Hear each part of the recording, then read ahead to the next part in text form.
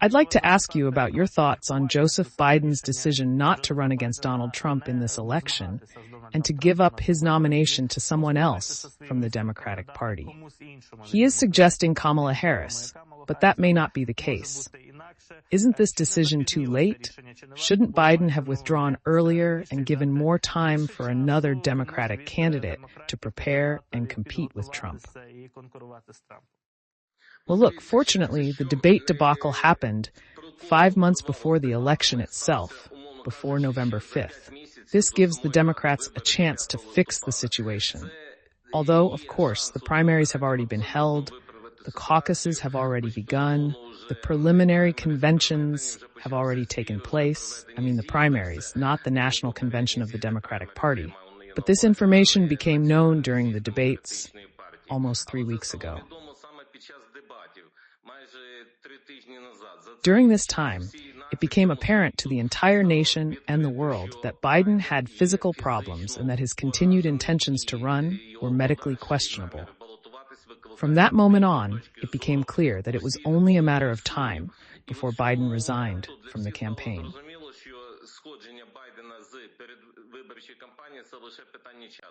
Biden ignored reality for a long time and did not want to react to it. But after the debate, it became clear that he no longer had a chance. After the assassination attempt, when his ratings rose, though not critically, it became obvious that his chances at the Republican convention had increased significantly. Trump turned this event into his triumph, even though his speech lasted an hour and a half and was, pardon the expression, complete nonsense.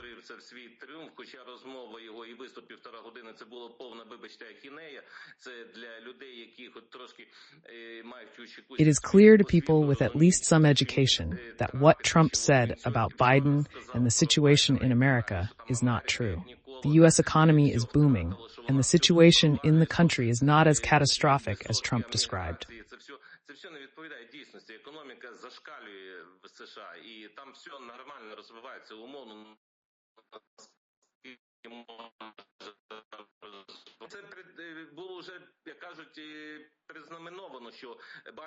It was anticipated that Biden would withdraw his candidacy after the Republican convention, once Trump was confirmed as the nominee and the Democrats knew Trump's vice president.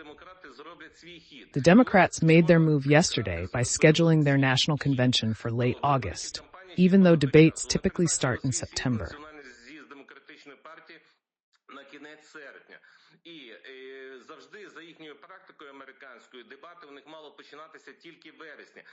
Imagine why I said it was fortunate that Biden's debate gaffe happened 5 months before the election. If it had occurred in October or late September, just before the election, and revealed Biden's physical or health issues, it would have likely cost him the election with no time to change candidates.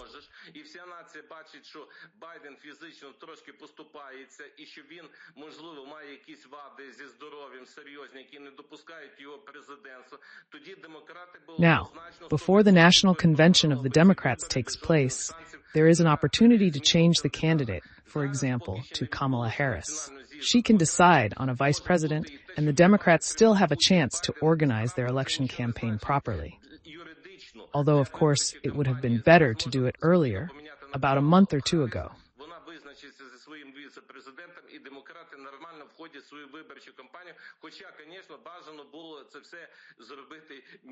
Let's hope that the Democrats will be able to get out of this situation. Now, with your permission, I would like to respond to the statement of another Johnson, the former British Prime Minister, who made a sensational claim that he had discussed with Trump a possible scenario for resolving the crisis of war between Ukraine and Russia.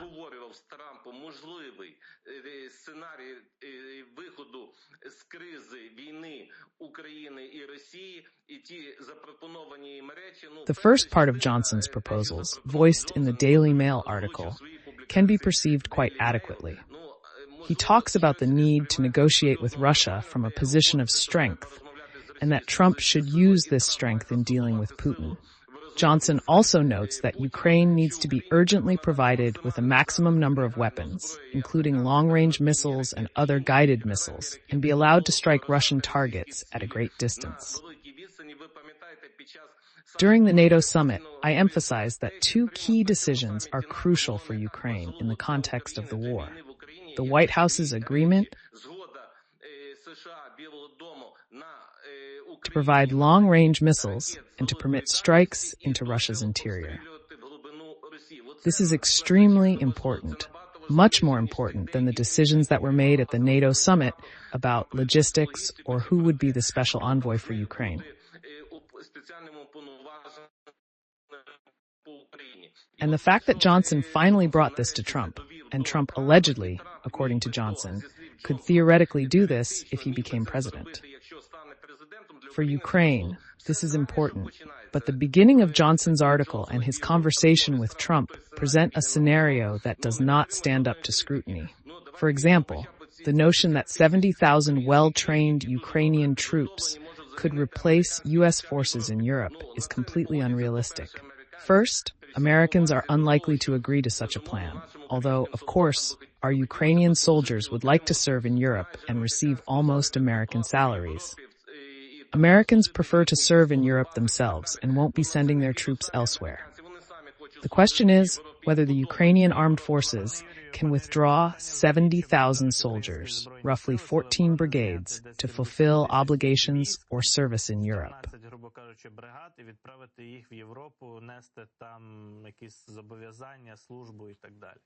Mr. Andriy, we are not talking about now, but about when Ukraine will be able to win if the United States will provide these weapons, and a conditional peace will be established, although it is not entirely clear on what terms and conditions. Only then, with an army of millions, will Ukraine be able to demobilize and retain within 250 to 300,000 permanent military personnel. And then, of these dismissed units, 70,000 could certainly be employed and sent to Europe. But the fact is that the Americans have hundreds of military and air bases. They have airfields with F-16s, F-35s, and bombers serviced by specialists, and Ukraine cannot replace the Americans. It's not just about the number of soldiers. There are also naval and air defense bases with American weapons, and specialized military experts, including those in intelligence and space intelligence, that Ukrainians cannot substitute.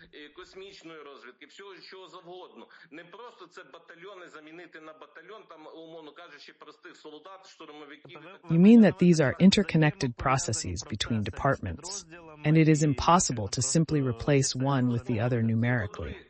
Secondly, we cannot rule out that Johnson may not have taken all these aspects into account, or that it is simply populism to try to influence Trump to fall for such a concept. Our viewers are well aware of this.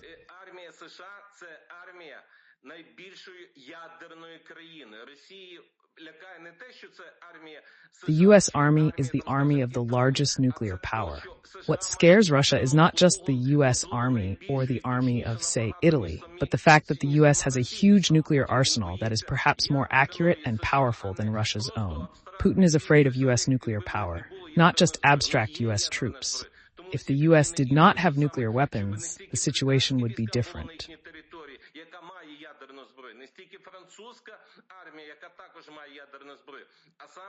Johnson goes on to say that if we come to an agreement, we can return to the times when we had some partnerships with Russia, such as the GBS days, and perhaps even resume cooperation with NATO.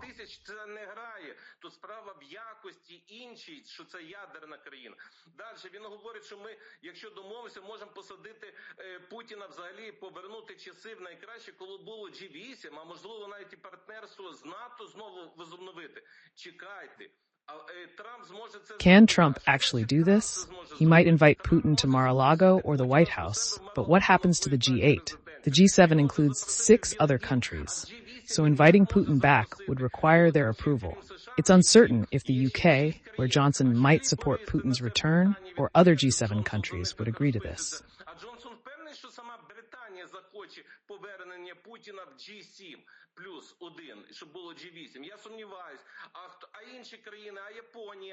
Japan, which is a member of the G7, Canada, Italy, France, Germany, are all these countries really ready to forgive Putin and return him to the G8? Trump may try to invite Putin to Mar-a-Lago or the White House, But what will the Liberals in the UK say about that?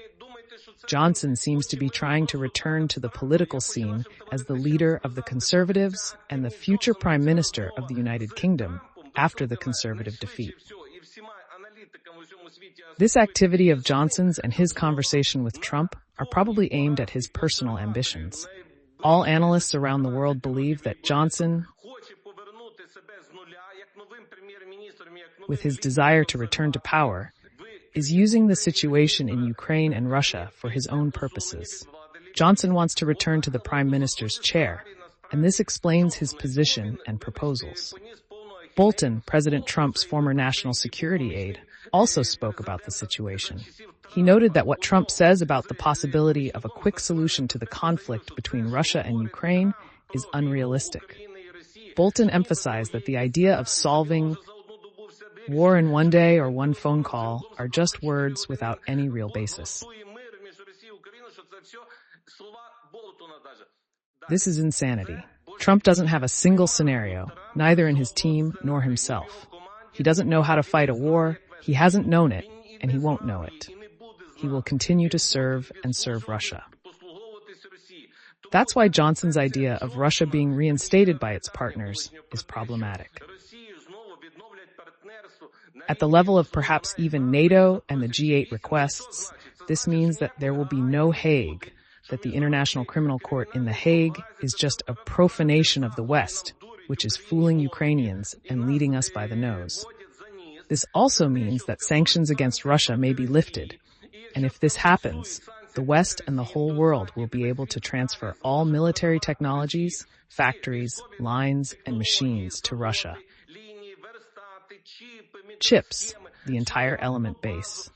Putin, already in the G8 and allegedly having renewed his partnership with NATO, will strengthen his military-industrial complex and build up his military potential against Ukraine, while Ukrainian troops, allegedly 70,000 in number, will have to serve in Europe and defend it from Russia instead of American troops.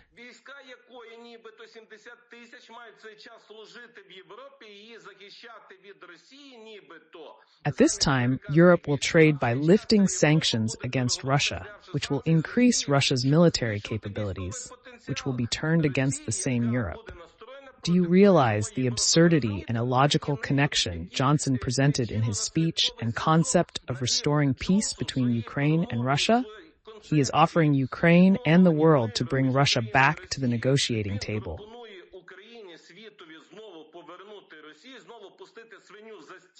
Also, Ukraine has to replace American soldiers in Europe.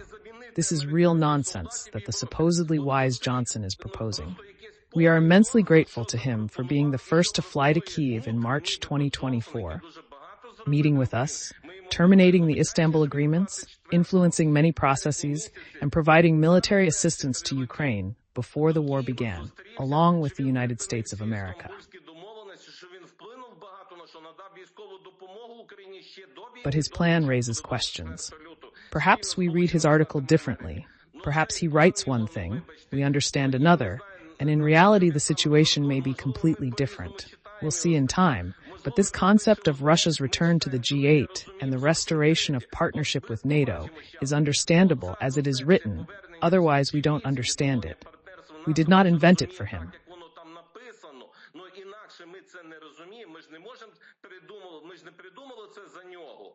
He wrote that if Russia is reinstated in the G8 and resumes partnership with NATO, it would join international negotiations with leaders from the US, UK, France, Germany, Japan, and Canada. This would also mean lifting sanctions and sidelining the Hague issue.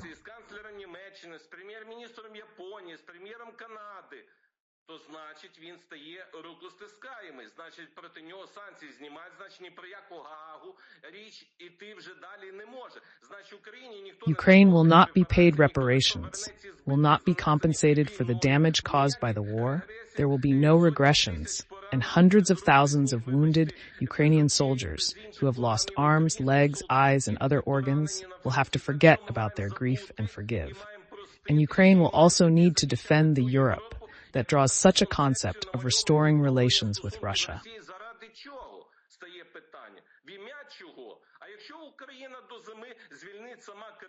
The question is, what is all this for?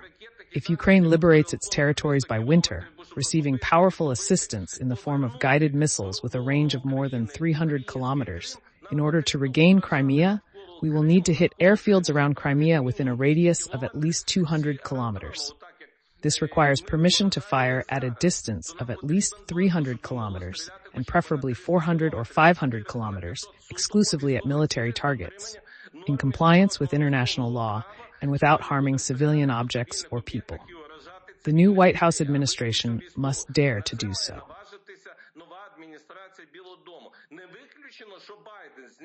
If Biden withdraws from the election campaign before January 20th, it might allow Ukraine to conduct long-range shelling. Biden could also reconsider his stance and be less influenced by Sullivan on the Russian-Ukrainian war.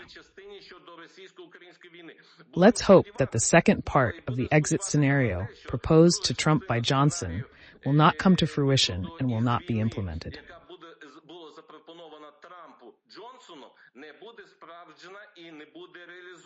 And let's hope that this part is not the best for Ukraine.